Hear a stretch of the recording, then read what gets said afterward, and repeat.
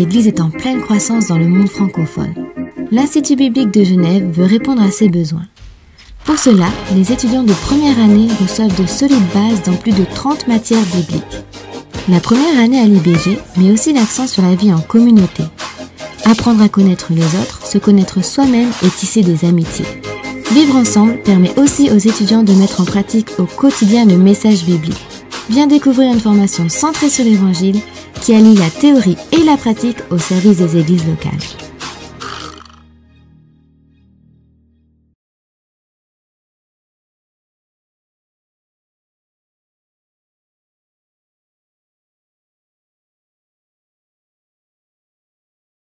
Défendre sa foi, ce n'est pas s'excuser, mais c'est avancer des arguments face aux contradicteurs. Eh bien, c'est de fournir aux chrétiens un outil pour leur permettre de défendre leur foi. C'est vrai qu'aujourd'hui, la foi chrétienne ne s'impose plus comme elle a pu s'imposer dans le passé. C'est vrai qu'aujourd'hui, la foi est aussi attaquée de toutes parts. Et nous avons voulu donner un outil à tous les chrétiens, et en particulier aux jeunes chrétiens, aux lycéens, ceux qui étudient la philosophie, ceux qui vont à l'université, mais aussi tous les chrétiens qui veulent avoir des outils pour montrer le sérieux, la crédibilité, la cohérence de leur foi.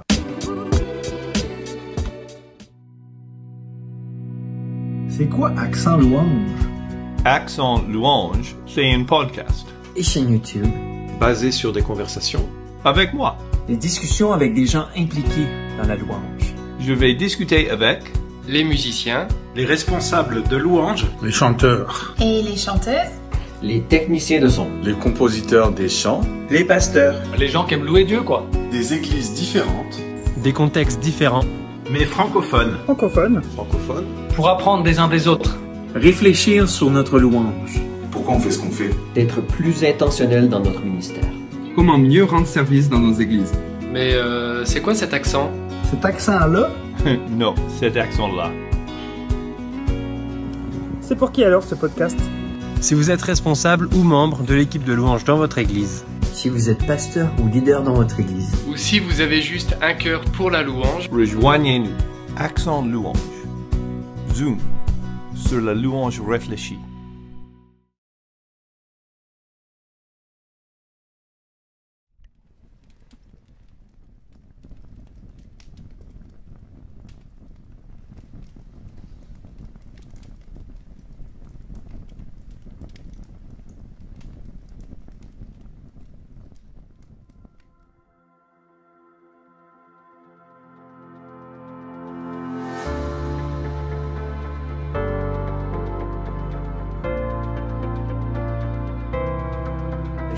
Et vois mettre mon sauveur en croix. Viens et vois mettre mon sauveur en croix. Oh, comprends pourquoi parfois je tremble.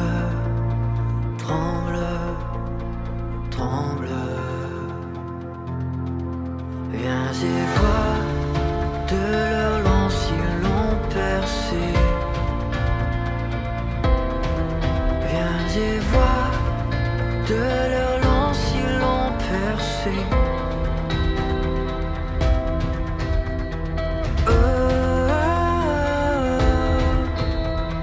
Comprends pourquoi parfois je tremble.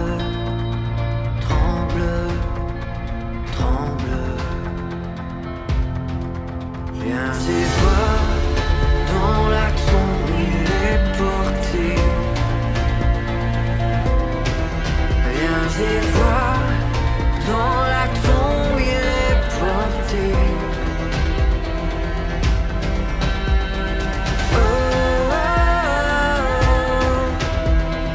Comprends pourquoi parfois je tremble.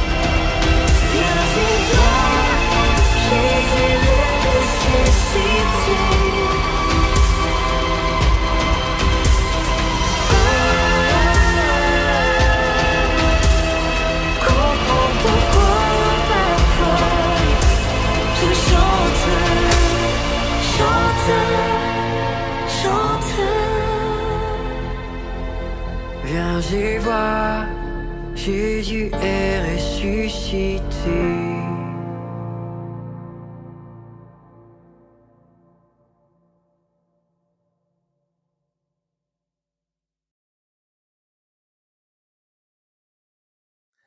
Bonsoir à tous et bienvenue pour cette première e-conférence dédiée à la louange qu'Évangile 21 organise en partenariat avec Sola et Sing, le couple Getty.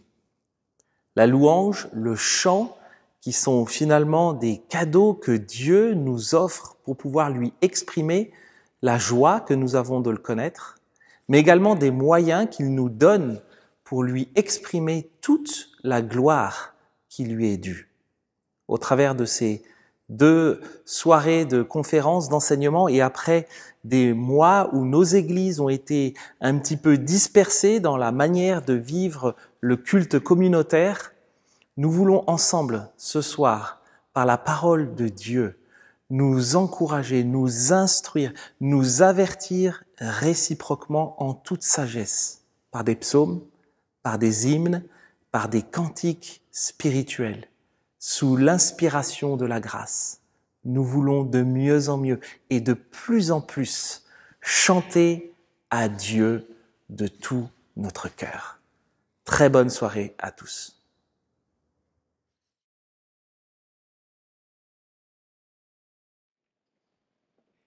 Les compositeurs de musique britannique sont visiblement absents du panthéon des auteurs les plus connus de Nashville. J'en connais un seul, auteur et compositeur britannique. Son nom est Roger Frederick Cook, et avec 2 autres compositeurs et un autre manager, nous ont donné en 1971 ce chant connu. J'aimerais enseigner au monde à chanter en harmonie parfaite. Cela a été il y a 50 ans. Et je pense que je prends aucun risque à dire que 50 ans plus tard, les ventes de Coca-Cola ont mieux performé comparé à ce désir exprimé dans ce chant, ce désir de réconciliation et d'harmonie. Parce que cet après-midi, nous vivons dans un monde fragmenté, divisé. Un monde qui est de plus en plus confronté avec une anxiété et une peur, où les gens se posent la question: est-ce que je vais survivre la semaine prochaine, le mois suivant ou l'année suivante? Et les gens intelligents n'ont pas nécessairement aidé. Il y a un astronaute, un professeur de Cambridge, qui nous dit que la civilisation a une chance de 50-50 de survivre au cours de cette génération suivante. Et je pense qu'il n'y a rien de nouveau là-dedans, parce qu'il a été précédé par une autre personne qui a dit en 1970, qui a réalisé que ces mots prophétiques n'étaient pas du tout importants, parce qu'un siècle plus tôt, il a dit: je ne donne justement pas 50% de chance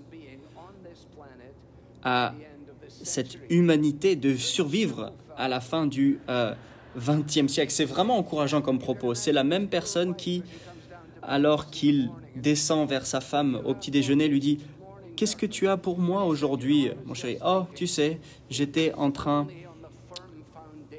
d'être dans le désespoir. J'étais dans le désespoir et je te souhaite juste une très bonne journée. Alors nous commençons de cette manière-là parce que nous, en tant que chrétiens, les disciples de Jésus, ont une autre chanson à chanter. Et au cœur de cette chanson, c'est l'espérance. Et quand le Nouveau Testament utilise le mot espoir, ce n'est pas le même espoir que cet optimisme séculier. Ce n'est pas l'incertitude de ce qu'il pourrait arriver, mais c'est la confiance de ce qu'il va arriver. C'est pour cela que il y a un pasteur qui dira, proche de la tombe, il est certain d'avoir la résurrection et la vie éternelle au travers de notre Seigneur Jésus-Christ. Et c'est au travers de cet espoir que Paul nous donne dans l'ouverture de sa lettre aux Colossiens. J'ai très encouragé de m'asseoir au milieu de vous et me dire, mais pourquoi est-ce que je vais choisir mes remarques et ma prédication sur Colossiens chapitre 1 ? Et en espérant peut-être qu'il y a une certaine indication aujourd'hui que je suis en bonne voie. Et alors qu'il y a Blair Lynn qui parle et qui lit mon passage, cela m'a clairement dit, Alistair Begg, oui, tu fais la bonne chose. Parce que les 3 premiers versets du chapitre 1, il parle de l'espérance du paradis, verset 27 de l'espérance de la gloire, et le verset 23, il les encourage de s'engager à l'espoir de l'Évangile. Et c'est cet espoir qui est trouvé en Christ et en Christ seul. Son désir pour nous, il est de nous faire réaliser qu'il peut y avoir certaines pentes glissantes à part l'Évangile. Et il nous encourage d'être concentrés sur Christ. Ce que nous savons, c'est que l'apôtre considérait ce qui était suggéré à ces gens qui n'était pas uniquement inhérent, mais à la fois dangereux. Donc, il voulait les rendre stables. Et les 4 chapitres de Colossiens adressent cette question. Dans les versets que je vais vous lire, il ancre cette conviction dans 2 choses. Premièrement, dans la suprématie de Christ, et ensuite, dans la suffisance de Christ. Christ est suffisant. Et donc, vous voyez où est-ce que l'on va. On va passer un peu de temps sur chaque, et on va arriver sur cette stabilité. Il serait approprié de dire que dans ces versets qui nous sont lus, surtout à partir du 15e verset jusqu'au verset 20, et que c'était peut-être un hymne, un chant chrétien de l'histoire de l'Église. Mais que ce soit un chant, ou alors que ce soit un chant adapté, ou qu'il crée un chant, un hymne, c'est frappant de réaliser qu'en 3 décennies, suite à la crucifixion de notre Seigneur Jésus-Christ, les églises qui ont démarré et les églises à qui Paul écrit ont donné le plus grand honneur à Christ. Et les hymnes qu'ils commencent à chanter expriment leur conviction théologique. Leurs hymnes et leurs chants sont ancrés dans leur théologie. Et si tu veux comprendre la théologie des églises, alors écoute leurs chants. Et ici, dans cette petite section, on a une christologie très élevée qui va avec l'évangile de Jean, avec l'ouverture du livre d'Hébreux. Et ces versets nous donnent beaucoup de matériel que l'on pourrait faire pour une longue série. Bien sûr, vous n'êtes pas là pour une longue série de prédications, vous n'avez pas le temps, mais voilà, on va juste pouvoir commencer à aborder ce sujet, ce qui va réjouir certains et rendre triste certaines personnes.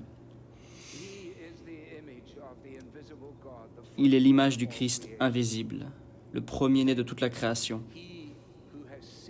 Pensez que celui qui a vu Christ a vu le Père. C'est l'héritier du Père. Il est l'héritier de toute la création. Il est, si vous voulez, le créateur qui entre dans sa création.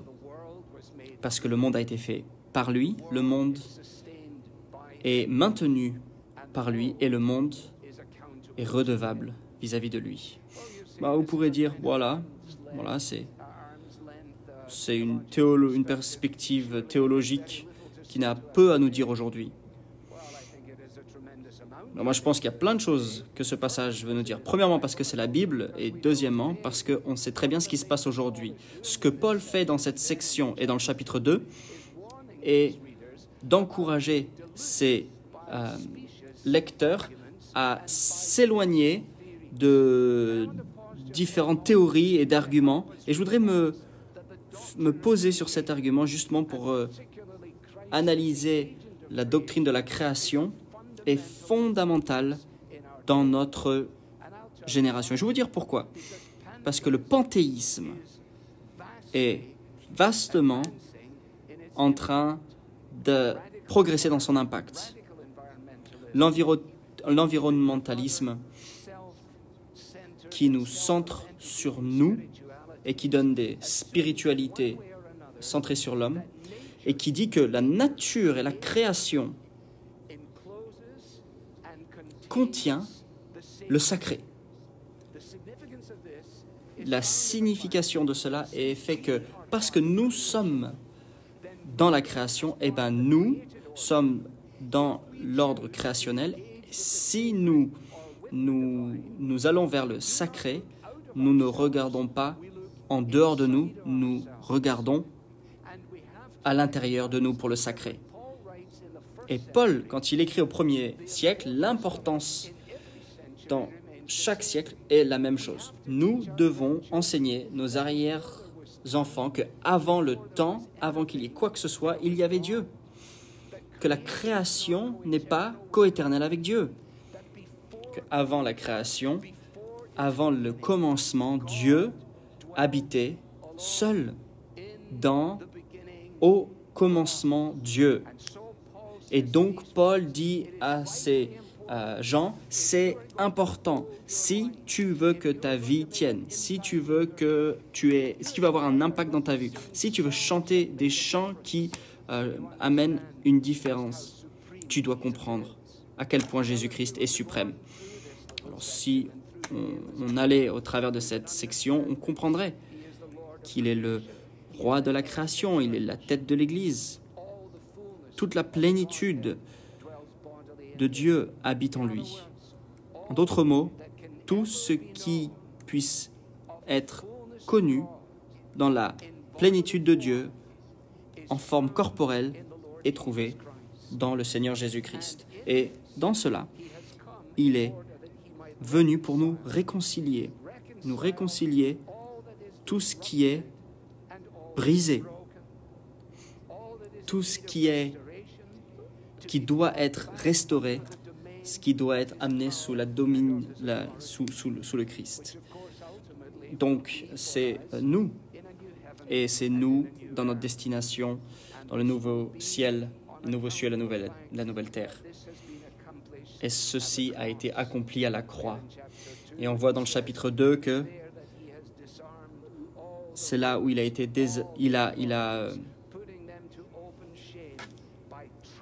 a dépouillé les dominations, les autorités, il les a livrées à la croix, publiquement en spectacle, en triomphant d'elles par la croix. Il les a détruits en les clouant à la croix.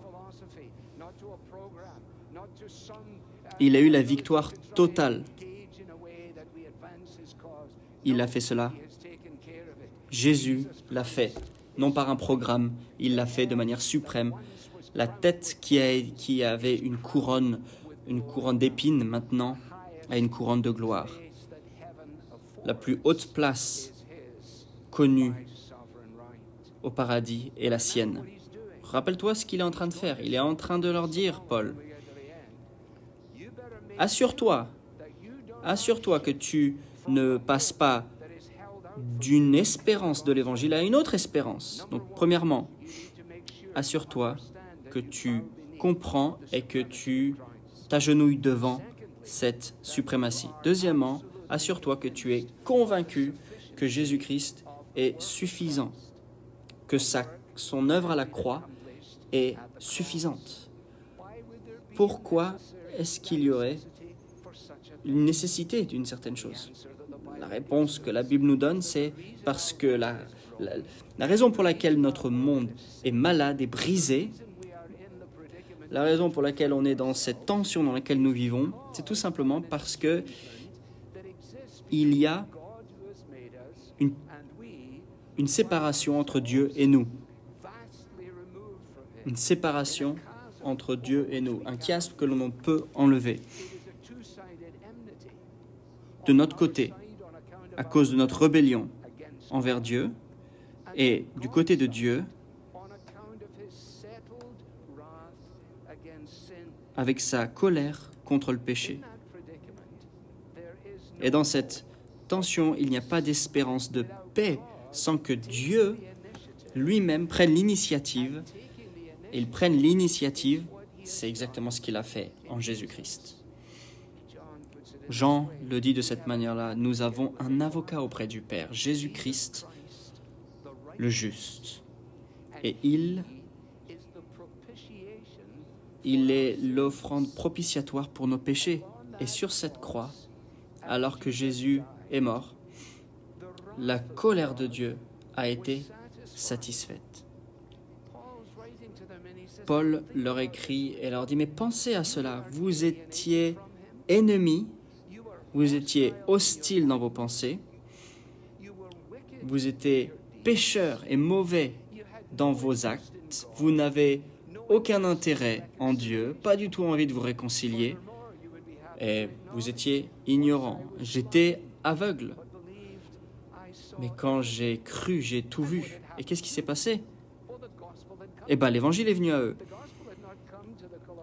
L'évangile n'était pas venu par le ministère de Paul, mais par le ministère d'Épaphras. Et Épaphras était la personne qui leur expliqua les merveilles que Dieu a fait en Christ. Et c'est exactement ce qu'il dit au verset 7. Il dit, vous avez appris d'Épaphras, qui est un serviteur fidèle. Et il nous a parlé de votre amour dans l'esprit. Et il leur a été annoncé donc. Et ils l'ont accepté. Calvin nous aide, alors que dans ses écrits, il dit que tout ce que Christ a fait pour nous n'est d'aucune valeur, alors que l'on reste en dehors de Christ. Parce que Jésus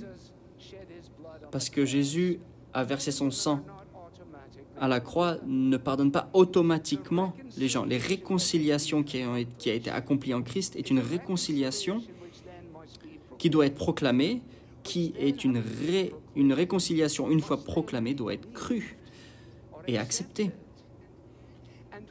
Et quand cette réconciliation comprise et appliquée vient dans la vie d'une dame ou d'un homme, alors ce que Paul dit est tout à fait vrai. Que dans la magnificence, nous sommes saints, sans tache et sans reproche. Ou, dans une autre traduction, nous ne pouvons pas être accusés. Pourquoi est-ce que Christ a été jusqu'à là? Pourquoi est-ce qu'il nous a donné Jésus? Pour qu'en lui, nous soyons présentés saints, sans tache et sans accusation. Mais alors, comment ça marche? Voilà comment Jésus nous voit en Christ. Je suis une nouvelle création. Je ne suis plus condamné par la grâce de Dieu. Je me tiens debout. Je dis oui, mais vous pourrez dire, mais qu'est-ce qu'on pourrait... Mais mes péchés que je fais tous les jours. Et tout ce que je loupe, ils ne sont pas uniquement visibles pour moi, mais ma femme les voit, pour les gens qui me voient. Pour les gens qui me voient, ils voient ces manquements. Et ma conscience qui m'accuse, j'en fais quoi? Quand je vois, je regarde. Quand je vois ce verset, je me dis, c'est ça mon espérance?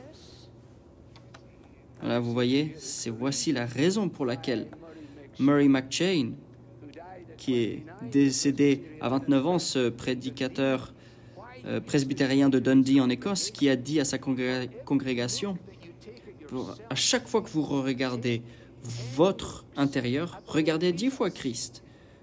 Regardez 10 fois Christ pour une fois que vous regardez à vous. Parce que quand vous regardez au-dedans de vous, vous désespérez, vous vous êtes déçus. Mais quand vous regardez à Christ, qu'est-ce que vous voyez? On voit tout ce qui nous est donné en lui. Et voici ce qui est important. Voici ce que je veux dire. L'œuvre de la réconciliation a eu lieu sur une colline, il y est bien loin. Ça n'a pas eu lieu en mon cœur, ni dans votre cœur. C'était sur une colline. L'œuvre de la réconciliation, non. C'est pour cela que Luther disait, nous devons réaliser de manière réaliste que la vie chrétienne est en dehors de nous. Elle est en dehors de nous, la vie chrétienne. Voilà ce qu'il voulait dire par là. Nous ne sommes pas justifiés, nous ne sommes pas déclarés justes devant Dieu selon ce que nous faisons. Mais nous ne sommes pas non plus justifiés par Dieu, non plus parce que quelque chose que nous avons fait en nous. Nous sommes justifiés devant Dieu sur la base de ce qui a été fait pour nous. C'est ce qui a été fait pour nous. Voilà l'espérance des chrétiens. Un changement de statut, et oui, c'est un vrai changement de statut, est toujours accompagné d'un changement de caractère. Parce que notre position, notre posture devant Dieu, en tant que juste et justifié, ce qui est la fondation de notre espérance, donne donc lieu à ce processus de sanctification pour qu'on soit conforme à l'image de son Fils. Nous sommes en train d'être transformés tous les jours pour être conformes à son image. Et un jour, alors que nous le verrons, nous serons comme lui. Donc, de manière réaliste, nous sommes tous en construction, un chantier en construction. Donc, notre espérance est dans l'œuvre de la croix et la preuve de notre justification et le fait que nous continuons à progresser. Je me rappelle une fois à Hamilton, dans mon église, il y avait une dame qui était une infirmière et elle s'est dit « Ouais, je vais aller en Écosse ». Elle a déménagé d'Angleterre et elle est venue vers la terre promise, l'Écosse, et elle a vu que l'Écosse était mieux que l'Angleterre. Elle est arrivée et elle est devenue une membre de notre église à Hamilton, en Écosse. Elle nous a expliqué comment elle a vécu une vie centrée sur elle-même. Elle n'était pas intéressée par les Écritures. Elle vivait une vie égoïste. Et elle a découvert ce que Jésus a fait dans sa vie sans espérance. Elle a trouvé son espérance en lui. Et elle me raconta, alors qu'elle a eu un téléphone d'une dame avec qui elle avait passé du temps étant un peu plus jeune. Elle est venue voir l'Écosse, comment c'était magnifique comme pays. Et elle l'appelle et lui dit « Allez Myriam, viens, on va aller en ville, comme les anciens temps, on va aller sortir, on va aller boire. » Il dit « Ah, j'ai pas trop envie, moi, de faire ça maintenant. Tu sais, on dirait pas l'ancienne Myriam. » Et elle a dit « Oui, c'est parce que je ne suis plus cette ancienne Myriam. » Un des plus gros mensonges qui est proclamé dans l'évangélique, dans les églises évangéliques, surtout dans la génération plus jeune, c'est que la meilleure façon d'atteindre nos contemporains, c'est de leur montrer à quel point on est comme eux. Regardez l'histoire de l'Église, lisez vos Bibles, lisez l'histoire de l'Église. L'Église, dans chaque génération, a été une offense envers le monde autour d'elle parce qu'elle était clairement différente. Et l'œuvre de l'Évangile dans nos vies est d'accomplir un objectif. L'Église est différente. Alors, voilà, maintenant on va pouvoir parler du deuxième point, de la stabilité. Et il parle de la stabilité en parlant de la suprématie de Christ et le fait que Christ est suffisant. Il leur rappelle comment ils étaient avant dans leur nature et maintenant les merveilles de ce qu'ils sont par grâce. Et donc, alors que je vais bientôt conclure, il leur donne un certain investissement, mais d'une manière très positive. Il veut leur présenter saint, pur, sans tache, si en effet, vous continuez dans la foi, de manière stable, persévérante, et ne passant pas à une autre espérance qui est votre en l'Évangile. Alors, je pense à ce qu'il était en train d'écrire dans le chapitre 2, verset 5, sur leur persévérance. Mais voilà ce qu'il leur dit. Non seulement il faut qu'ils persévèrent, mais ils doivent persévérer. C'est que ceux qui sont gardés, qui continuent. Comment est-ce que je peux continuer, comme Jude nous dit, qui vous tient de tomber? Si tu veux continuer, continue à continuer. Après que je comprenne ce que cela veut dire sur leur bien-être, le problème auquel ils étaient confrontés n'était pas un problème qui venait de l'extérieur, c'était quelque chose de l'intérieur. Les gens parlaient d'un évangile qui n'était pas celui de Christ. Ou alors, qui donnait un certain témoignage de ceux qui suggéraient ces certaines choses étaient désengagés de Jésus. Alors réfléchissez à cela à quelques secondes. Nous ne sommes plus dans le 1er siècle, on n'est pas à Colosse, on est à Nashville ici. Alors qu'est-ce que l'on sait? Qu'est-ce que l'on sait? On sait que l'on vit dans un monde qui est irréconciliable et qui est brisé entre le monde, la chair et le diable. Mais on a une espérance vivante en Jésus-Christ. Et le diable, il est conscient de ça. Il est conscient du fait que l'endroit où le pouvoir et l'autorité a été désarmé, a été déstabilisé, était à la croix. Et donc, est-ce qu'on serait surpris que cette tragédie, dans chaque génération, qui décourage les croyants de la seule personne et du seul endroit où la réconciliation a été accomplie et découverte. C'est impératif, Paul nous dit, que nous soyons stables et qu'il ne puisse pas passer à une autre espérance. Non, je ne vais pas abandonner. Pour citer Luther et Tom Penny. Tu peux me mettre devant les portes de l'enfer, je ne vais pas faire demi-tour, je ne vais pas abandonner.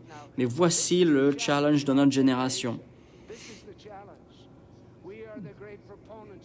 Nous annonçons cette histoire de réconciliation dans un monde déchu.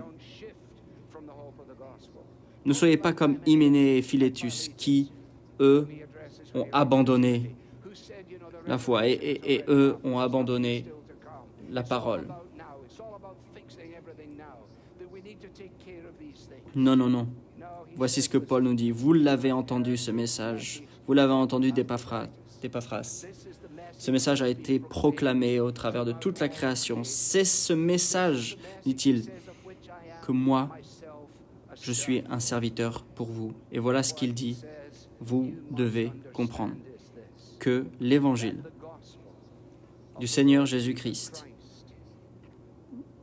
est cette réponse universelle à cette quête humaine de spiritualité. C'est la seule réponse à notre monde malade. Et voilà ce qu'il nous dit. Attention au virus. Ce virus qui met votre santé spirituelle en danger. C'est que si vous êtes absolument convaincu de la vérité de l'Évangile, que vous allez la proclamer de manière courageuse. Et nous voilà dans notre monde. Voilà comment il est notre monde. Rien ne change. Encore une fois, les gens sont là pour nous dire il faut qu'on s'adapte, il faut qu'on adopte, il faut qu'on s'assure que notre engagement social est suffisant. Mais notre engagement social émane de l'Évangile. Il ne remplace pas l'Évangile. Nous devons être certains que la base de notre unité, de notre harmonie et de notre réconciliation sociale, elle est une sous-produit de l'Évangile, et ce n'est pas l'Évangile. William Booth, qui était le créateur de l'armée du salut, qui a été engagé plus que n'importe qui dans cette œuvre sociale, a dit que sa grande peur, la religion sans le Saint-Esprit, le christianisme sans Christ, le pardon sans la repentance, le salut sans la régénération, la politique sans Dieu et le paradis sans l'enfer. Alors voilà, écoutez. Ce serait pas bien si jamais je finissais sans avoir cité les Beatles. Et alors, je vais finir de cette manière-là. Paul Simon a pris un road trip avec sa copine dans les années 60, Cathy. Ils vivent en Angleterre ou au Pays de Galles maintenant, peu importe.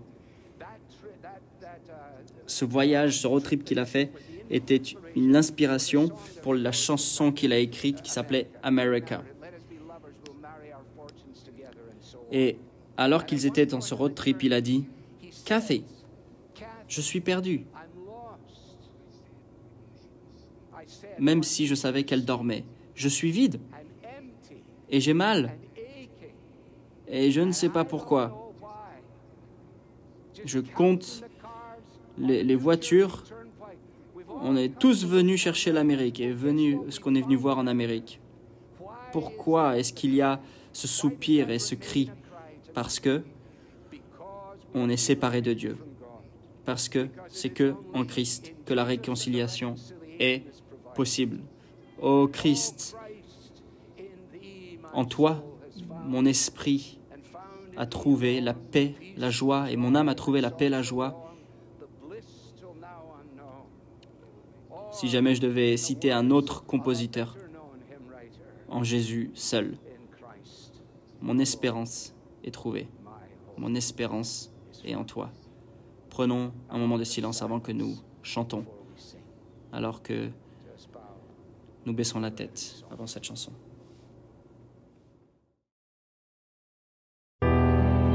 Sonde-moi, ô Dieu, et pour le cœur de cet humble pécheur, selon ta bonté, fais grâce, Seigneur, à ton serviteur. Tu connais mes fautes, pendues au bois. Tu as souffert pour moi. Mon innocence, c'est ta clémence, ô roi des rois. J'apporte mon offrande, un cœur courbé, des mains indignes, un chant brisé, mes défaillances, ma résistance, ma repentance.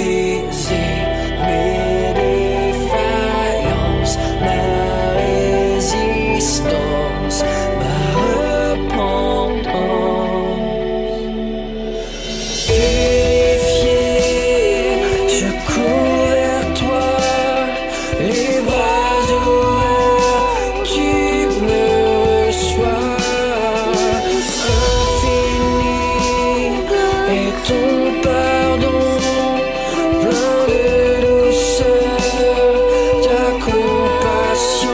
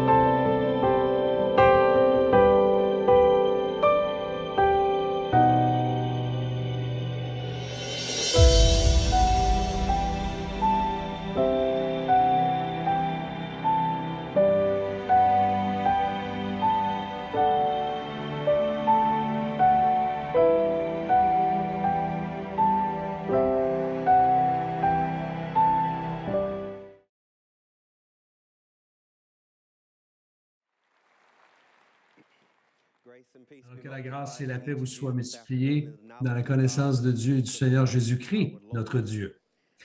C'est ma tâche de vous parler de Jésus-Christ, la pierre angulaire. J'aimerais attirer votre attention dans 1 Pierre chapitre 2, versets 4 et 5.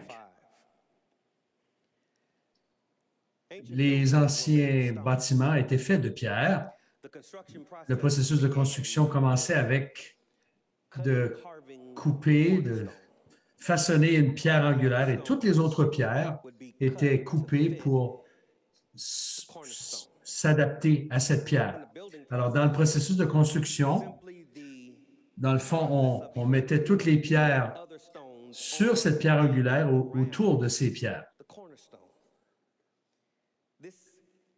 Et cette image que le Seigneur Jésus utilise, que nous retrouvons dans 1 Pierre chapitre 2, versets 4 à 8. Alors, versets 4 et 5 proclament Christ. Les versets 6 à 8 défendent Christ. Et dans cette méditation, j'aimerais regarder avec vous les versets 4 et 5. Alors, approchez-vous de lui, pierre vivante, rejetée par les hommes, mais choisie et précieuse devant Dieu. Et vous-même, comme des pierres vivantes, édifiez-vous pour former une maison spirituelle, un saint sacerdoce, en vue d'offrir des victimes spirituelles agréables à Dieu par Jésus-Christ. Par Jésus-Christ. Alors, ce passage est au sujet à la fois de Christ et de son Église. Ça nous dit ce que c'est que d'être un chrétien. Pierre nous dit que nous sommes des pierres vivantes qui sont édifiées ensemble par Christ, la pierre angulaire. Ce passage est important parce qu'il nous rappelle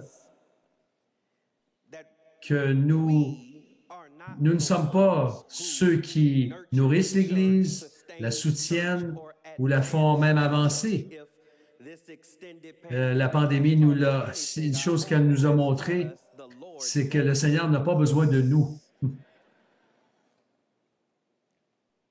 Le leadership pastoral, le ministère, l'adoration, tous ces leaderships ne grandissent pas par eux-mêmes. Jésus a dit, sur cette pierre, je bâtirai mon Église dans Matthieu 16, et que les portes du séjour des morts ne prévaudront point contre elle. Notre vie, notre santé, notre force, notre croissance, nos fruits ne viennent que d'une communion avec Christ. Et c'est ce dont Pierre nous parle, c'est ce qu'il décrit dans ces versets 4 et 5. Des chrétiens qui font face à des souffrances, des deuils, ainsi de suite.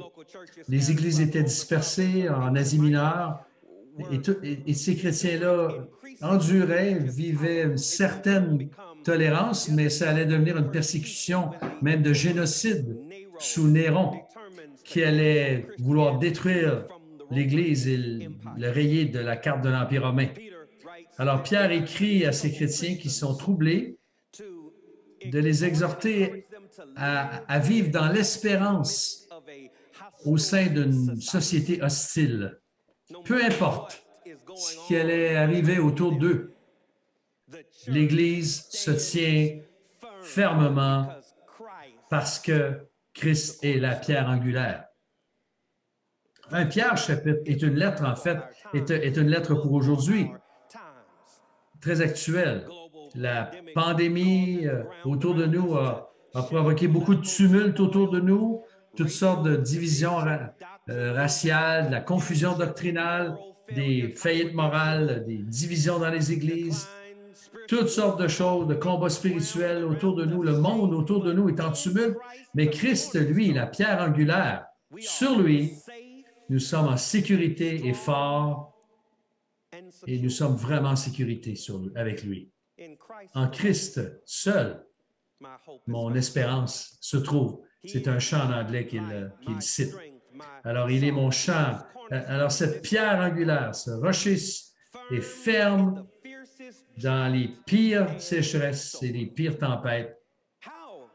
Alors comment pouvons-nous trouver de l'espérance autour de nous alors que tout est en tumulte, tout branle autour de nous? Alors, il y a deux vérités ici qui sont auxquelles je vous invite à méditer. D'abord, au verset 4, que Christ est la pierre angulaire, mais que les chrétiens, au verset 5, sont des pierres vivantes, ou des pierres angulaires plutôt. Alors, au verset 4, d'abord, Christ est la pierre vivante. D'abord, au verset 4, alors, il nous dit « Approchez-vous de lui ». Alors que vous vous approchez, ça commence, c'est simple, mais c'est très significatif. Le travail du disciple de Jésus-Christ peut être résumé en aller. La vie d'un chrétien, c'est, en un mot, c'est suis Jésus-Christ. Mais le début de la vie chrétienne est énoncé en un seul mot. Venez, approchez-vous.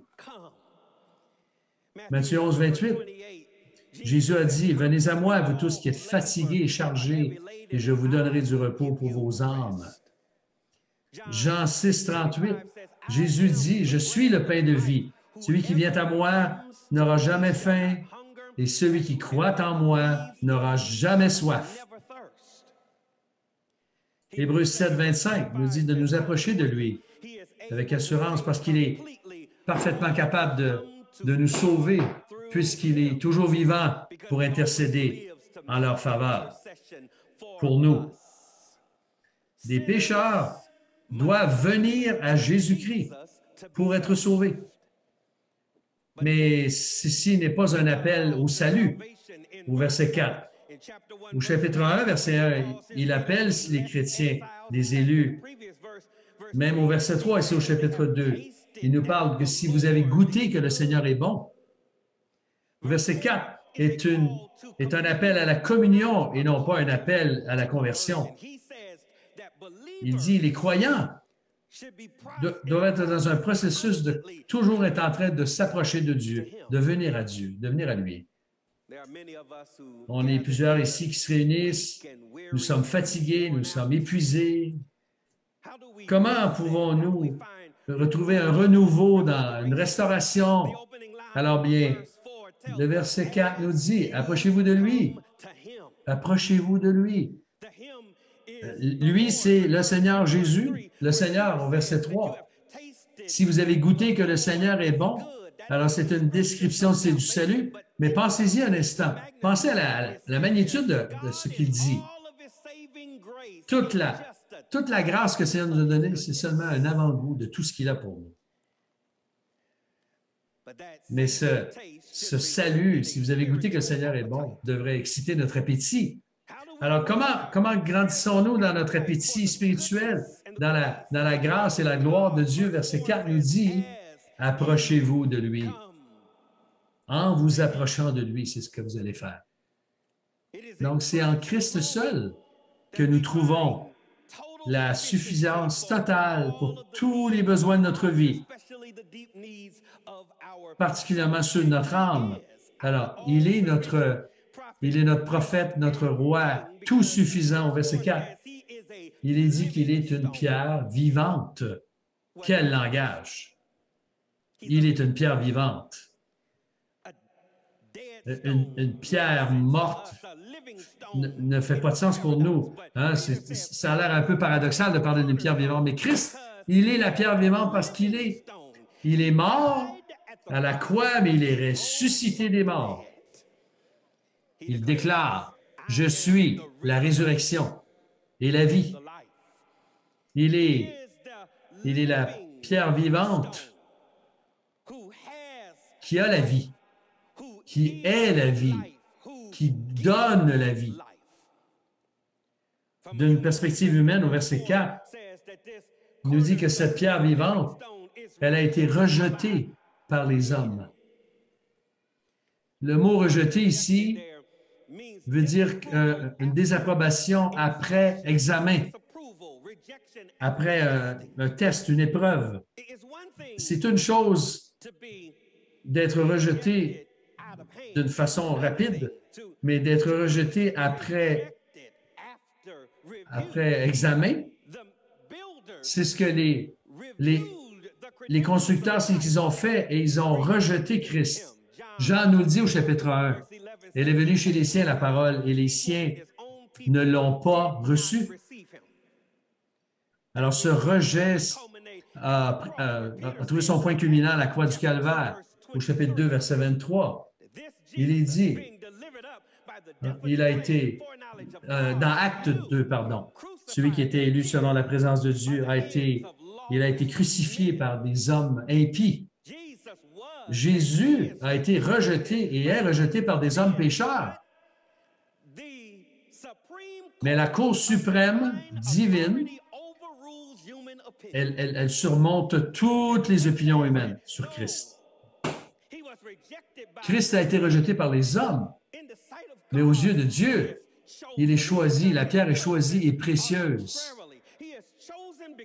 Il est choisi parce qu'il est précieux. Il est une pierre précieuse. Il est une œuvre d'une valeur incroyable, précieuse. Comme Luc 7.1 nous décrit, nous parle du centurion romain qui était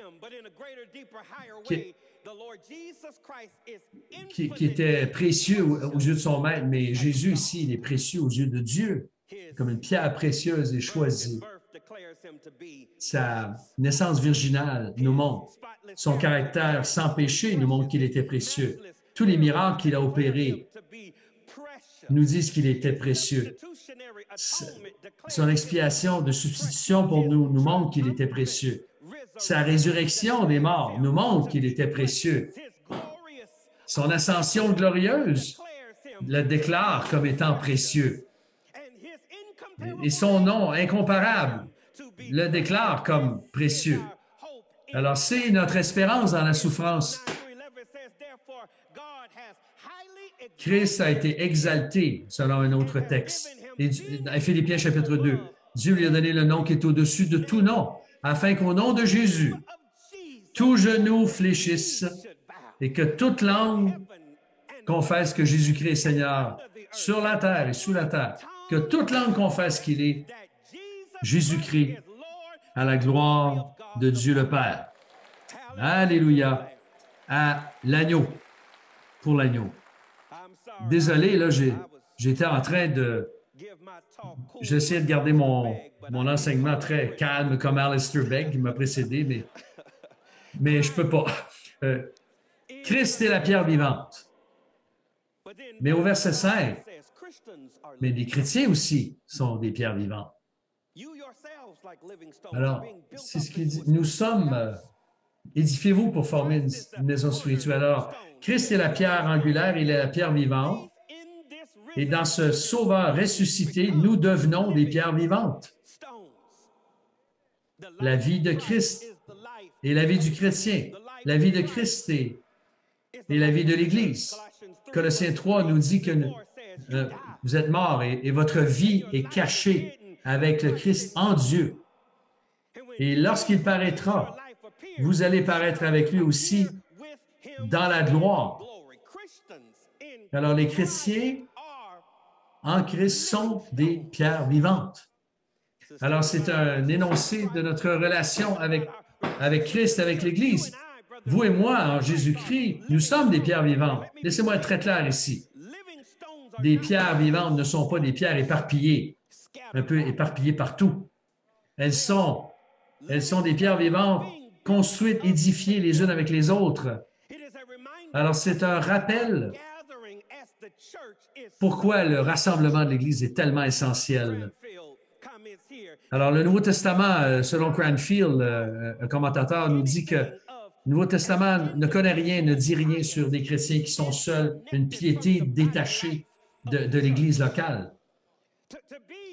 Être en Christ, c'est être une pierre vivante, édifiée les uns avec les autres, les unes avec les autres, avec d'autres pierres. Alors, Jésus est en train de bâtir une maison, mais pas n'importe quelle maison.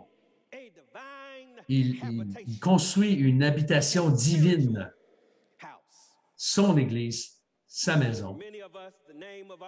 Pour plusieurs d'entre nous, le nom de notre Église est souvent identifié sur le bâtiment de l'Église, mais on sait bien que l'Église n'est pas le bâtiment.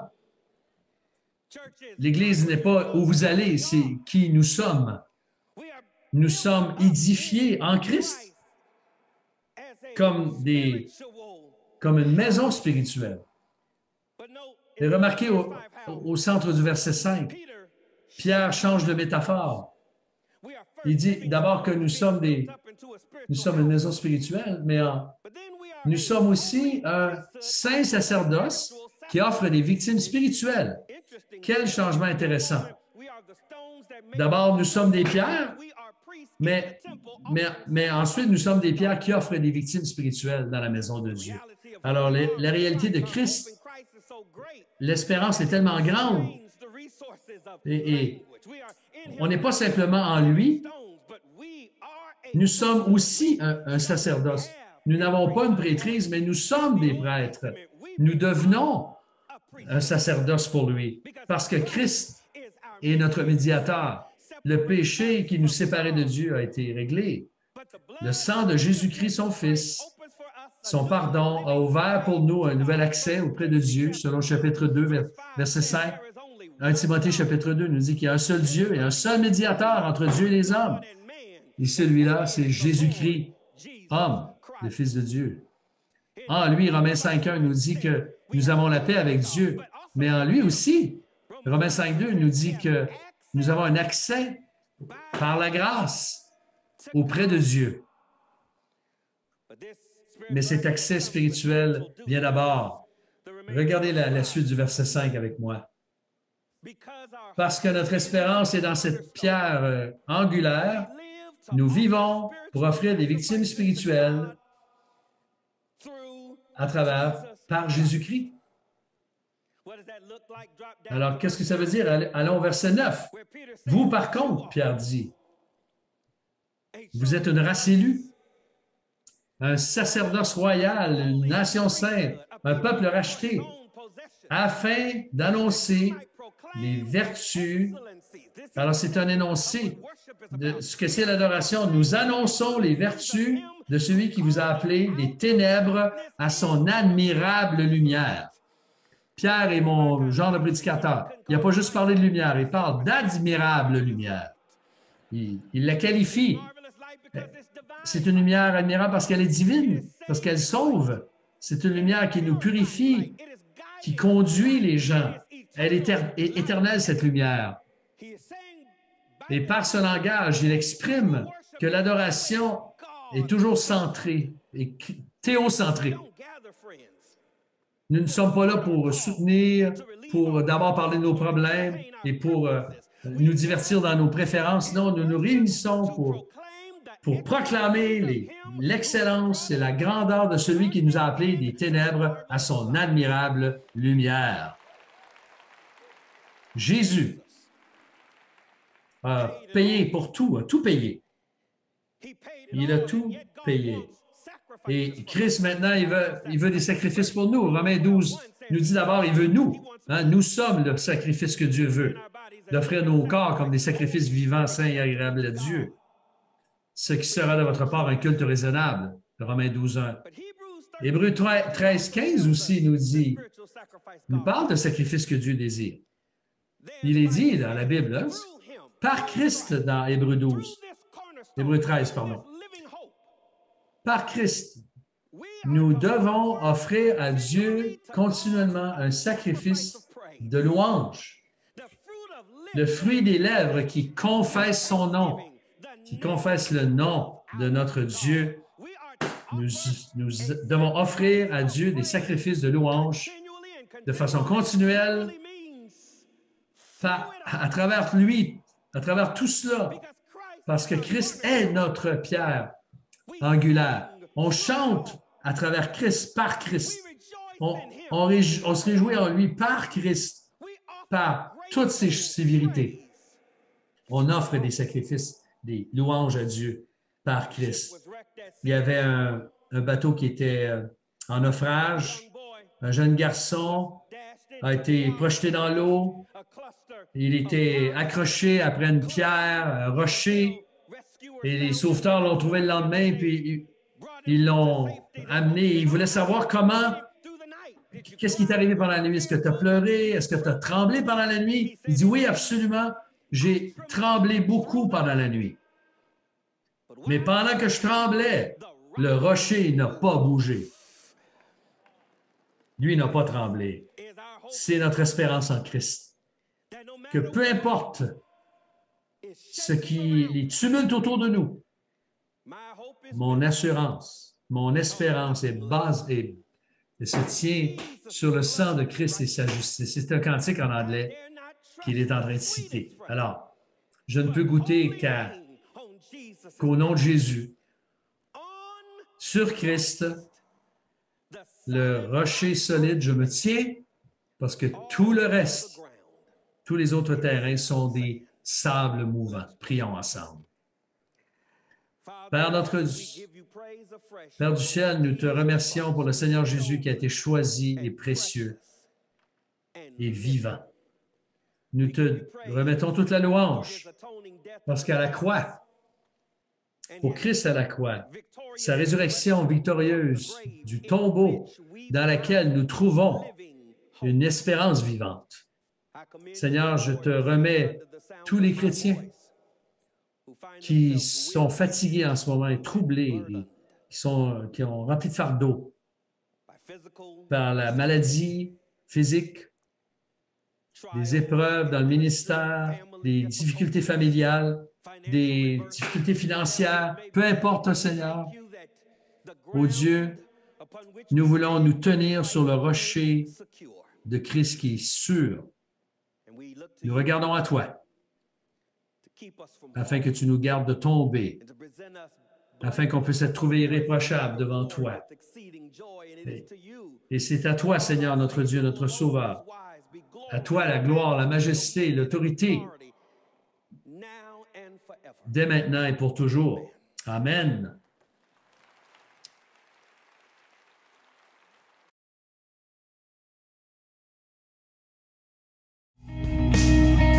Vois l'amour tel un océan majestueux au profond.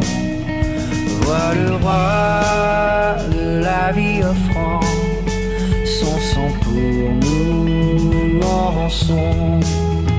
Qui pourrait cesser de chanter, qui son âme oubliera les éloges de sa bonté, comble l'univers de joie.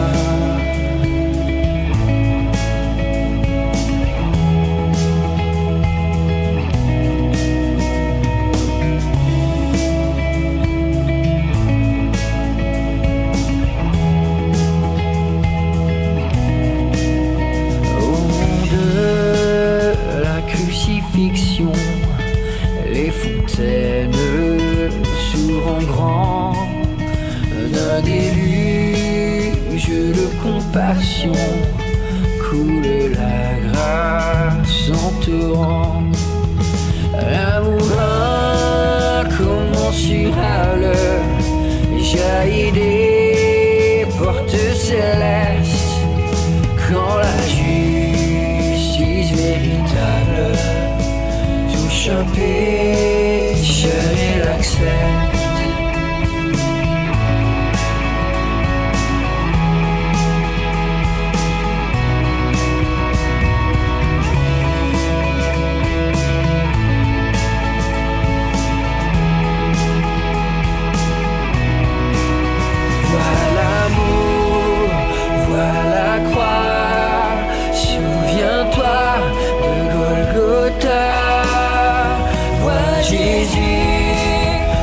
Sauveur, voilà l'amour du Rédempteur, voilà l'amour, voilà la croix, souviens-toi de Golgotha, vois Jésus, ton Sauveur, voilà l'amour du Rédempteur, laisse-moi cet amour prendre pour te donner en retour mon cœur, ma vie en offrande, le chant de mon humble amour.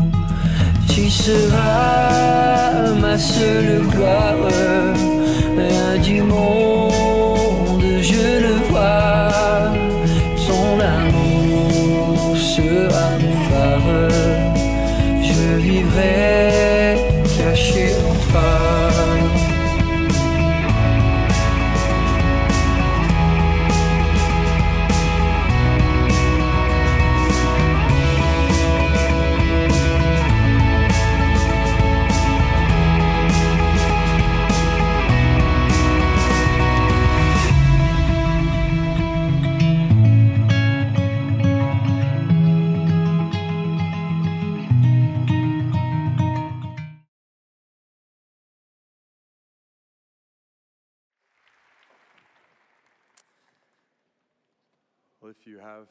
Si vous avez une Bible, et j'espère que quelqu'un autour de vous en a une, vous allez pouvoir ouvrir dans 1 Corinthiens chapitre 15. Je sais qu'il est déjà tard, donc je vais démarrer sans plus attendre. Comment continuer à tenir bon dans les temps difficiles? Je pense que c'est une question que presque tous et chacun d'entre nous se sont posés dans ces derniers 18 mois. En tout cas, dans ma vie, mon fils vient d'avoir 5 ans, mais je ne pouvais pas célébrer son 5e anniversaire avec lui parce qu'il est dans un autre pays et je ne pouvais pas aller le rejoindre dans cet autre pays. Je devais devenir son père par l'adoption à l'âge de 3 ans et demi. Je devais y aller et puis 3 jours avant, le pays... à cause du coronavirus, a fermé ses frontières. Et on attend toujours cet autre appel pour qu'on aille le récupérer. Peut-être vous aussi, vous avez eu des difficultés dans vos vies, dans vos familles, en plus des critiques dans l'Église, des tensions, et puis en plus les tensions dans le monde des frères et sœurs de par le monde. Donc comment est-ce que l'on fait pour tenir bon dans ce monde plein de difficultés? Comment on fait pour continuer quand on ne sait pas la durée des épreuves? Comment on fait pour aller le dimanche, si on est honnête, on a envie d'arrêter? Comment on fait pour continuer quand on est fatigué, découragé? C'est cette question-là. C'est cette question-là qui me mène à aller vers ce texte. Ce texte est long, on ne va pas pouvoir tout lire, mais juste regarder au début et à la fin de ce chapitre. Ici, Dieu te parle, et à moi, et à cette réunion ce soir. 1 Corinthiens 15. Je vous rappelle, frères, l'évangile que je vous ai annoncé, que vous avez reçu, dans lequel vous avez persévéré, et par lequel vous êtes sauvés, si vous le retournez tel que je vous l'ai annoncé. Autrement, vous auriez cru en vain. La Bible dit « Souvenez-vous de l'évangile que vous avez reçu, dans lequel vous vous tenez, par lequel vous êtes sauvés, si vous tenez bon, si vous persévérez. La parole de Dieu nous dit, par ce texte, en ce moment, persévère, tiens bon, persévère dans mon amour, dans l'évangile, dans ma parole, dans ma promesse que je t'ai donnée, dans laquelle tu peux te tenir, qui va te sauver et te délivrer. Et à la fin, tu vas à la fin du chapitre et c'est marqué, Dieu nous dit maintenant, à toi là où tu es assis, à moi où je suis debout, 1 Corinthiens 15, 58, ainsi mes frères bien-aimés, soyez fermes, inébranlables, travaillant de mieux en mieux à l'œuvre du Seigneur, sachant que votre travail ne sera pas en vain dans le Seigneur. Tenez bon, soyez inébranlables, ne laissez pas ces épreuves vous déplacer de la fondation qui a été donnée en Christ. Que cela vous permette de abonder. C'est pas juste n'abandonne pas, c'est abonde. Comment est-ce possible de nos jours? Voilà comment.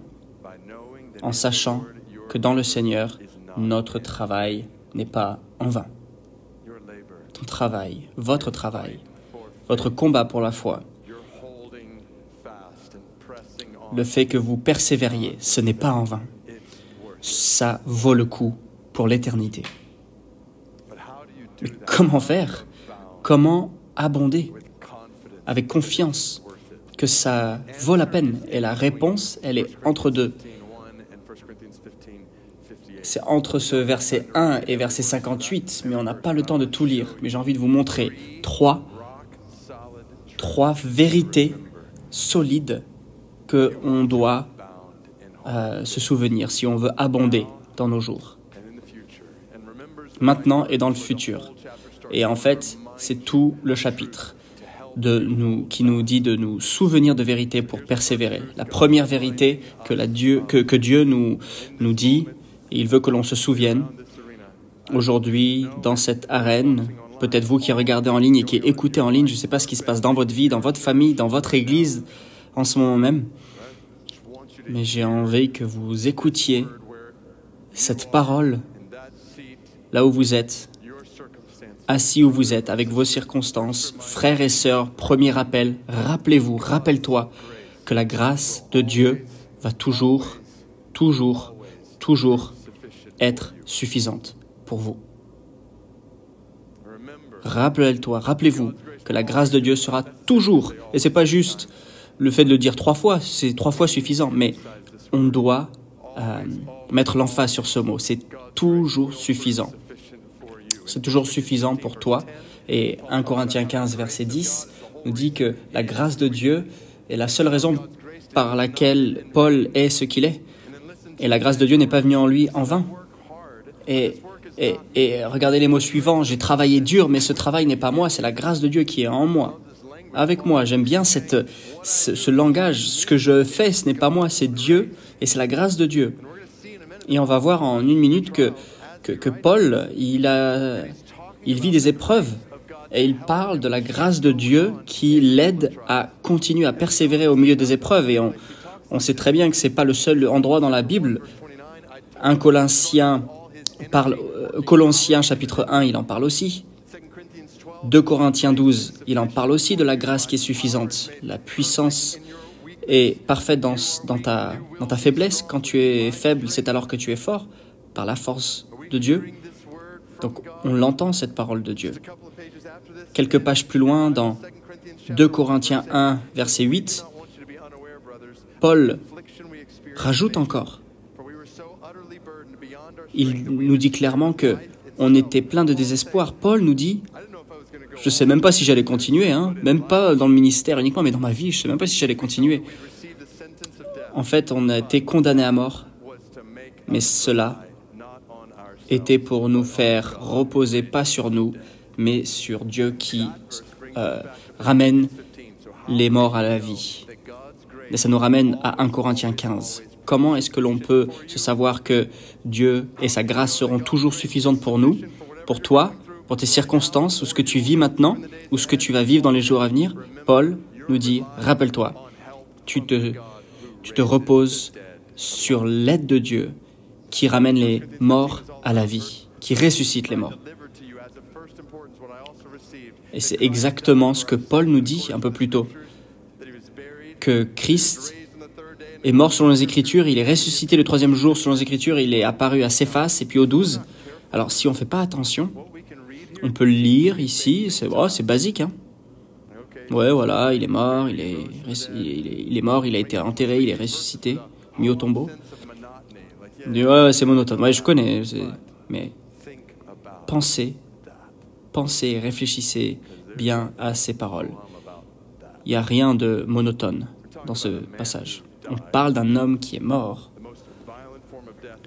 La forme la plus violente de mort dans ces temps-là, mais après 3 jours de mort, pas partiellement mort ou à peu près mort, il est vraiment mort. Après 3 jours, il est revenu à la vie. Il a commencé à parler aux gens. Tu imagines, toi, aller à des funérailles de quelqu'un et puis tu vois ce corps sans vie dans le sol, mis en terre, et puis 1 semaine plus tard, cette personne physiquement qui se balade dans la rue et qui te dit bonjour, c'est dingue. C'est dingue, c'est super, c'est une bonne nouvelle. La mort n'a plus de pouvoir. Que ce soit jamais, ouais, je connais pour nous. Est-ce que tu réalises, chrétien, que la même grâce et la même puissance qui a été suffisante pour ramener Jésus à la vie est la même puissance et grâce qui est en toi maintenant alors que tu navigues au travers de ces épreuves? Écris ça. Si sa grâce a été suffisante de sortir Jésus du tombeau, alors sa grâce est suffisante pour te faire sortir de ces épreuves.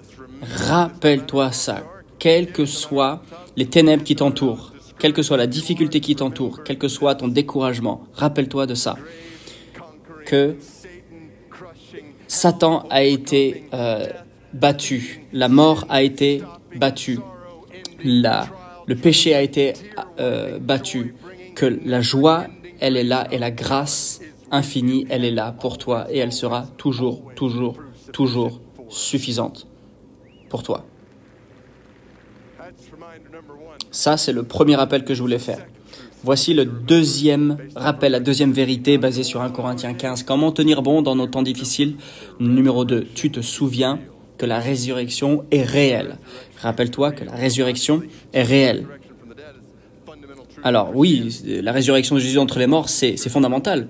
Mais dans la vie de l'église de Corinthe, les gens ont été élevés dans une pensée grecque que le corps ne pouvait pas ressusciter, mais seulement l'esprit. Donc, notre corps n'allait pas ressusciter physiquement, mais notre esprit allait continuer. Donc, en résultat, les chrétiens croyaient qu'une fois qu'ils allaient mourir, leur corps n'allait pas ressusciter. Mais Paul, il leur dit, il leur rappelle, vous réalisez ce que vous dites? Les implications de ce que vous croyez? En essence, Paul dit, versets 12, 13 et 16, si vous ne croyez pas dans la résurrection physique de votre corps, dans ce cas-là, vous dites que Jésus lui-même n'est pas ressuscité physiquement des morts. Et puis juste après ça, il dit, voici les implications. Mais maintenant, imagine si jamais Jésus n'est pas ressuscité des morts. Voilà 4 conclusions que Paul fait si Jésus n'est pas ressuscité physiquement des morts. Premièrement, si Jésus est encore dans le tombeau numéro 1, notre foi est futile et on est coupable devant Dieu. Verset 14. Votre foi est en vain. Votre foi est vaine. Prédication est vaine. En fait, toute ta vie, tu as basé toute ta vie d'un corps décomposé, d'un charpentier juif.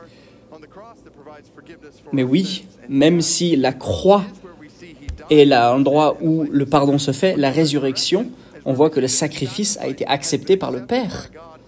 Son sacrifice a été accepté pour les pécheurs. Donc la résurrection montre que ceux qui croient en lui vont vivre à jamais. Il a été livré à la mort par nos péchés et il est revenu à la vie pour notre justification. Donc la résurrection est une réalité. Et notre justification, elle est dans cette résurrection. Sinon, on est coupable devant Dieu. Deuxième, notre message est faux. Notre mission est détruite. Donc, notre prédication est en vaine. Verset 14. C'est pas vrai. On est en train de mentir. Donc, notre mission en tant que chrétien, elle est destructive. Verset 15. On est faux témoins à l'égard de Dieu. On est des faux témoins sur Dieu. Si Jésus n'est pas ressuscité physiquement des morts, on est en train de mentir à tout le monde. On déshonore Dieu lui-même. Et si ce n'est pas suffisant, numéro 3, si Jésus n'est pas ressuscité physiquement des morts, ceux qui sont morts en Christ ont été condamnés devant Dieu. Verset 15, ceux qui sont endormis en Dieu ont péri. Donc si Jésus n'est pas ressuscité des morts, donc les chrétiens qui sont morts n'étaient pas pardonnés de leurs péchés, ils étaient coupables devant Dieu et donc maintenant ils sont dans une condamnation éternelle, le jugement juste pour leurs péchés. Et puis Paul conclut pour sa vie personnelle et nous, si Jésus n'est pas ressuscité physiquement des morts, donc la prise de risque, les épreuves, l'obéissance à Jésus, ça ne sert à rien dans cette vie. Verset 19, nous sommes les plus malheureux de tous les hommes, verset 19. Si dans cette vie seulement nous espérons en Christ. Verset 30, il parle des dangers d'être en péril. Il dit, mais si jamais Jésus n'est pas ressuscité des morts, mais moi je gaspille ma vie, ça ne sert à rien ce que je fais. Si cette vie c'est tout ce qu'il y a, donc mangeons, buvons, et puis demain nous mourrons. Ça fait sens des fois, n'est-ce pas? Et si ce monde est tout ce qu'il y a, donc voilà, on abandonne quoi. Et on vit cette vie mondaine. Allez, fais une petite pause, on maximise son confort. Cette vie fait sens si ce monde est tout ce que l'on a. La prise de risque, les épreuves, les obéissances à un rabbin juif mort sur une croix, ça fait aucun sens. Vous vous souvenez le pari de Pascal? La théorie de Blaise Pascal était « c'est mieux d'être chrétien que d'être non chrétien », tout simplement à cause des chances. Il dit, mais si tu vis ta vie en tant que chrétien, et puis tu réalises que le christianisme est faux, tu dis, c'est pas très grave, parce que tu as vécu une belle vie, donc tu perds peu.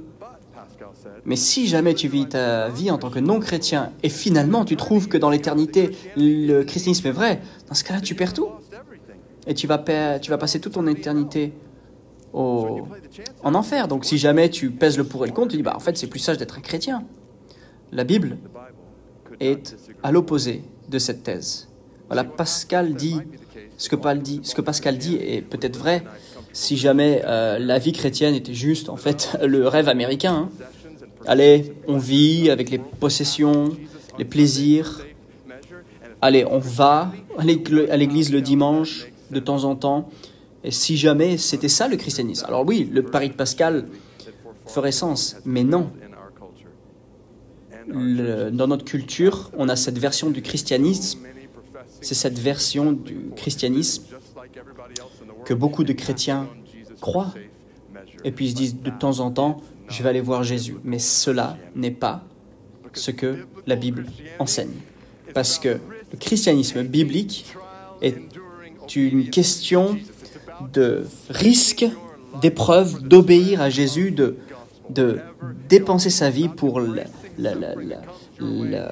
répandre l'évangile, pour que l'on puisse aller dans des endroits difficiles, aller là où il y a des besoins, pouvoir abandonner ses possessions, abandonner son confort, prendre des risques. Et cela ne fait sens que si Jésus est ressuscité des morts. Je me souviens d'une famille dans notre église qui est venue nous voir il y a quelques semaines. En fait, je les ai rencontrés pour la première fois lors de cette conférence il y a plusieurs années. Et dans la providence de Dieu, ils sont revenus dans notre église à Washington, D.C. Et cette famille a réellement décidé de tirer une croix sur le rêve américain. Ils prennent soin des enfants abandonnés par leurs parents. Et maintenant, ils ont pris un métier à l'étranger, dans l'ouest de l'Afrique, dans un peuple non atteint, pour leur transmettre l'évangile. Et il y a 2 semaines, ils sont partis dans un lieu difficile à vivre, avec plein d'enfants, et si Jésus est encore dans le tombeau, tout cela ne fait aucun sens. Allez, vivez votre vie tranquille, quoi. Allez, on s'en fout, on vit aujourd'hui tranquillement. Si Jésus n'est pas ressuscité des morts, donc maximise ton confort et minimise les risques que tu prends. Mais, verset 20 nous dit, mais maintenant Christ est ressuscité des morts. Et cela change tout. Alors voilà ce que l'on va faire dans 1 Corinthiens 15.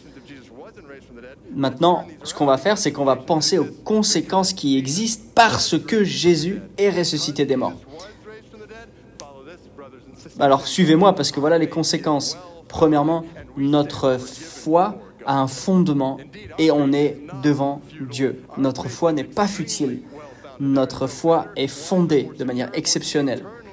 On est éternellement en sécurité avec notre foi en Christ. Parce qu'il est ressuscité. Parce que tous ceux qui placent leur confiance en Christ sont pardonnés devant Jésus. Et oui, il est mort pour nos péchés et il est revenu à la vie pour notre justification. Et suivez-moi parce qu'à la lumière de cela, notre mission est réelle, elle est urgente. On a vu et on connaît celui qui a conquis la mort, qui a vaincu la mort. Et on peut parler et annoncer ce message à tous les pécheurs dans toutes les nations parce qu'ils ont besoin de l'évangile. On ne fait aucun cas de notre vie. Et nos églises, nous allons prononcer et annoncer l'évangile à tout le monde. On leur dit à toutes les nations qu'il y en a un qui a vaincu le péché et la mort. Et on le fait avec courage parce qu'on sait que ceux qui sont morts avec Christ avant nous maintenant vivent avec Dieu. Même s'ils sont morts, ils sont bien vivants. Nous, vous et moi, nous n'avons rien à craindre dans cette vie que de vivre pour Christ et mourir est un gain. La pire des choses qui puisse arriver pour nous, c'est que Jésus l'a tourné dans la meilleure chose pour nous. Nous prenons des risques pour l'annonce de l'Évangile. Cette vie n'est pas à craindre dans cette vie. Nous obéissons à Jésus. Les gens devraient nous envier par la prise de nos risques, parce que Jésus-Christ est ressuscité des morts physiquement. Cette famille que l'on a envoyée dans l'ouest de l'Afrique, en Afrique, cette famille qu'on a envoyée en Afrique, on devrait tous les envier. Que l'on y aille ou que l'on reste, on va prendre des risques. On va persévérer dans l'obéissance à Jésus, parce que ce type de vie n'est pas en vain. Ta vie ne sera jamais en vain quand tu suis Christ ressuscité. Voilà pourquoi Paul continue à parler de l'espérance. L'espérance comme un jour, dans un clin d'œil, la trompette va sonner et les morts en Christ vont être ramenés à la vie. Et ceux qui sont vivants vont revenir à la vie. Et parce que la mort a été avalée pour toujours. La mort n'a pas de victoire. La mort n'a pas d'aiguillon. Il va nous ressusciter physiquement avec des corps qui sont impérissables. Quand j'écoute notre sœur, plutôt, cette sœur qui nous a menés dans cette chanson, Jésus-Christ, le roc solide sur lequel ou dans lequel je me tiens. Je suis tellement reconnaissant pour elle. Elle était encourageante cette semaine. Et ça me rappelle une de ses citations, alors qu'elle parle de son espérance, de notre corps ressuscité. Elle a écrit, j'espère en quelque sorte que je pourrai prendre ma chaise roulante au paradis, parce que je serai devant le Seigneur Jésus, et puis je vais pouvoir toucher ces clous, les marques des clous dans ses mains, et je dire merci Jésus. Et il va savoir que je le pense, parce que j'ai pu partager dans ses souffrances physiques. Il va voir que je me suis identifié à lui, donc ma gratitude, elle va être réelle. Et puis je vais lui dire, Seigneur Jésus, tu vois cette chaise roulante là-bas? Ouais, tu avais raison. Quand tu m'as mis dedans, c'était vraiment difficile. Mais le plus j'étais faible, le plus je me suis reposé sur toi. Et le plus je me suis reposé sur toi, le plus j'ai vu que tu étais puissant. Je n'aurais jamais imaginé voir la gloire de ta grâce au travers d'une chaise roulante. Merci Seigneur. Et maintenant, si tu veux, tu peux envoyer cette chaise roulante en enfer.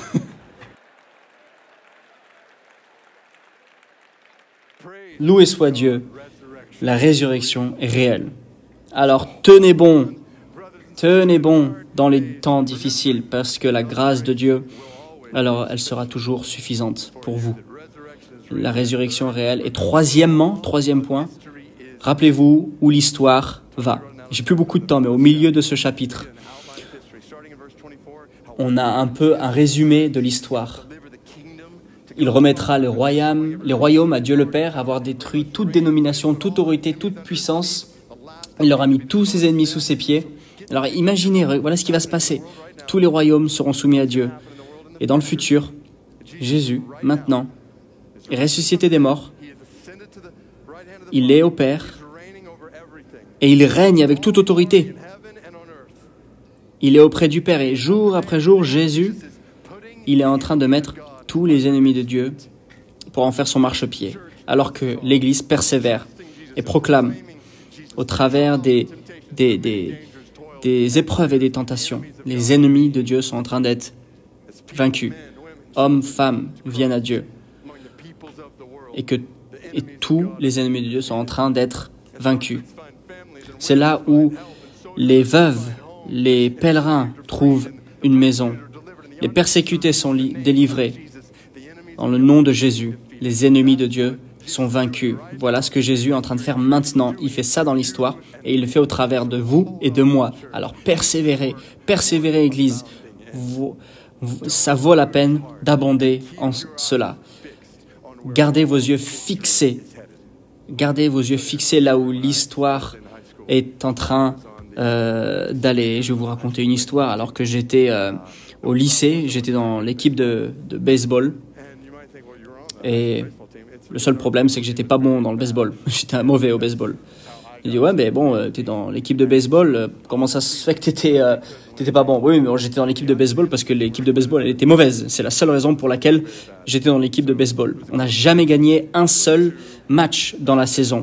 Et un jour, on joue un match de baseball contre une autre équipe nulle. Donc, c'était un match serré entre deux équipes nulles. Et donc, c'était très serré. Et on arrive à la fin du match.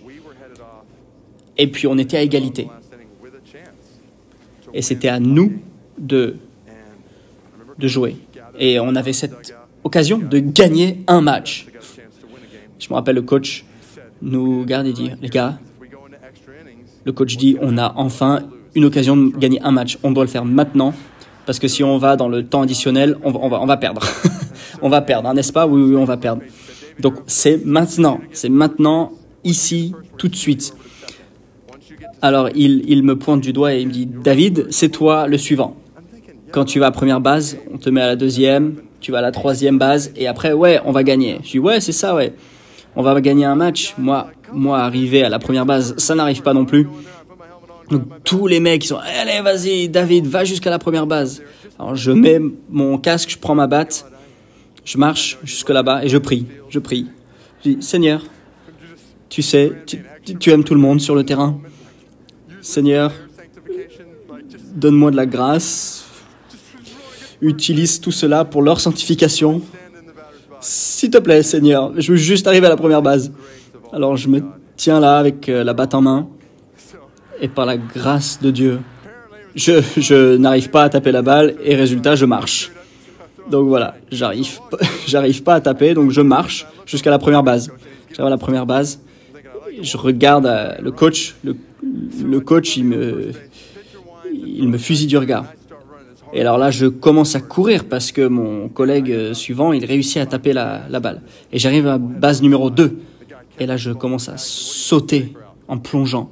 Le gars attrape la balle et il me dit, à votre avis, qu'est-ce qu'il dit? Il dit, vous êtes dedans ou alors vous êtes dehors. Et là, pourquoi tout le monde me dit là dans la salle out? Non, j'étais safe, donc c'est bon, j'ai réussi. Safe, ça veut dire j'ai atteint la base. Ouais, merci beaucoup. Ouais, hein, j'ai des cannes, hein. Donc je suis sur la base numéro 2. La personne qui batte, il fait comme moi, il loupe, donc il marche. Donc si jamais vous connaissez pas le baseball, il reste plus qu'une seule chance. Donc voilà, c'est maintenant que ça doit se passer. Il ne reste plus qu'une occasion de battre. Donc, il jette la balle et il tape. Et je vois la balle passer devant moi. Et je commence à courir de toutes mes forces vers la troisième base. Et je vois le coach Le coach, il fait des grands gestes de la main comme ça, le plus vite que je puisse. Je dis, bah, vas-y, coach, remplace-moi, hein, c'est facile. Donc, il me fait go, go, go. Alors, je dis, vas-y, va toucher la troisième base. T'as juste à toucher la troisième base. Je regarde. Et je vois à 30 mètres devant moi, je vois un gars beaucoup plus costaud que moi. Il a tous ses équipements là, il a son masque. Et là, il est sur la base et il m'attend. Et je me dis, ça c'est mon moment. C'est à mon tour de briller. Et je commence à courir de toutes mes forces, le plus vite que je puisse. Et puis là, tous les fans commencent à m'encourager. Bon, il n'y avait que 3 fans, hein, il y avait que 3 fans dans le public. Donc même nos parents n'allaient pas venir nous voir, on était tellement mauvais. Mais bon, moi je commence à courir. Je suis à peu près à 2 mètres et je plonge. J'étais comme dans un film.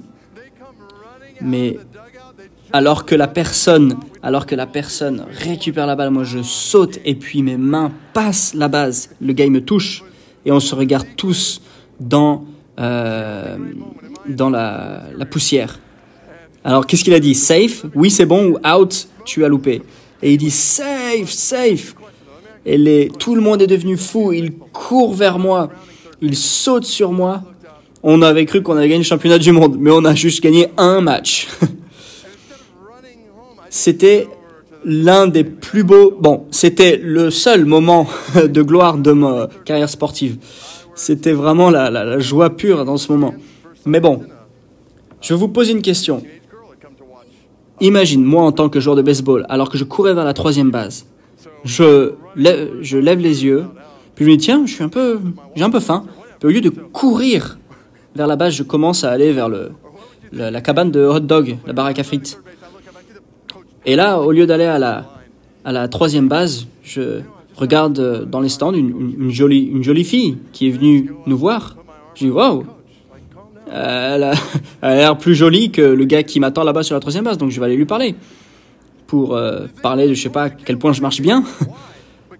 Ou imagine, si alors que je suis en train de courir et je vois le coach qui me court et qui me fait des mouvements, qui me dit tiens, ça fait longtemps que j'ai pas passé du temps avec du coach, je vais aller lui parler, je vais aller taper la discute un peu avec lui là. Hey, reste tranquille.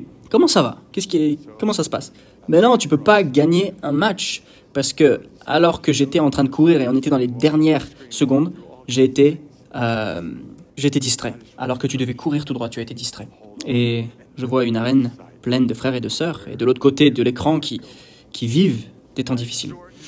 J'ai envie de vous encourager. Tenez bon et ne perdez pas du regard votre direction. Ne soyez pas distraits. Fixez les yeux sur le prix, sur le roi qui règne maintenant sur toute dominion. Et un jour, il va délivrer tout le monde. Le diable, le péché, la souffrance, Covid, le cancer, les critiques, la mort, tout cela va être fini. Tenez bon jusqu'à ce jour, parce que vous devez vous souvenir que sa grâce sera toujours suffisante.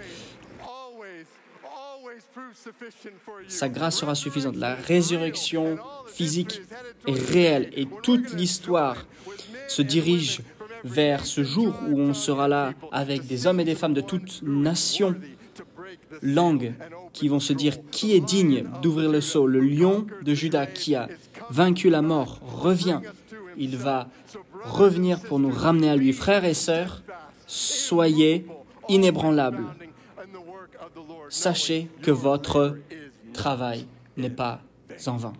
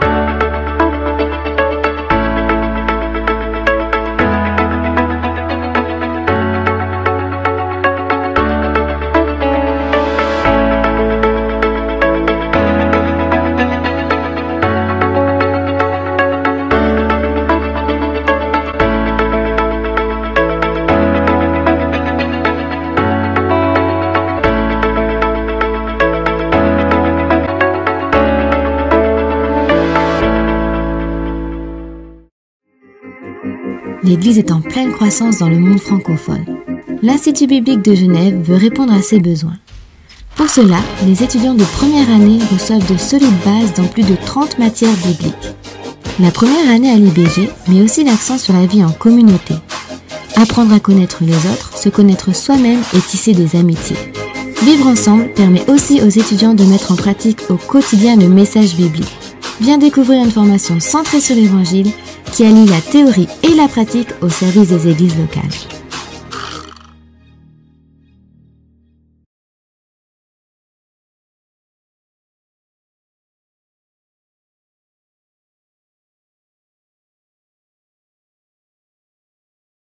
Défendre notre foi, ce n'est pas s'excuser, mais c'est avancer des arguments face aux contradicteurs. Eh bien, c'est de fournir aux chrétiens un outil pour leur permettre de défendre leur foi. C'est vrai qu'aujourd'hui, la foi chrétienne ne s'impose plus comme elle a pu s'imposer dans le passé. C'est vrai qu'aujourd'hui, la foi est aussi attaquée de toutes parts. Et nous avons voulu donner un outil à tous les chrétiens, et en particulier aux jeunes chrétiens, aux lycéens, ceux qui étudient la philosophie, ceux qui vont à l'université, mais aussi tous les chrétiens qui veulent avoir des outils pour montrer le sérieux, la crédibilité, la cohérence de leur foi.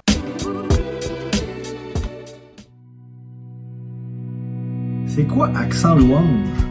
Accent Louange, c'est un podcast. Et chaîne YouTube. Basé sur des conversations. Avec moi. Des discussions avec des gens impliqués dans la louange. Je vais discuter avec les musiciens, les responsables de louange, les chanteurs et les chanteuses, les techniciens de son, les compositeurs des chants, les pasteurs, les gens qui aiment louer Dieu, quoi. des églises différentes, des contextes différents, mais francophones. Francophone. Francophones. Pour apprendre des uns des autres. Réfléchir sur notre louange. Pourquoi on fait ce qu'on fait? d'être plus intentionnel dans notre ministère. Comment mieux rendre service dans nos églises. Mais c'est quoi cet accent? Cet accent-là? Non, cet accent-là. C'est pour qui alors ce podcast? Si vous êtes responsable ou membre de l'équipe de louange dans votre église. Si vous êtes pasteur ou leader dans votre église. Ou si vous avez juste un cœur pour la louange. Rejoignez-nous. Accent Louange. Zoom sur la louange réfléchie.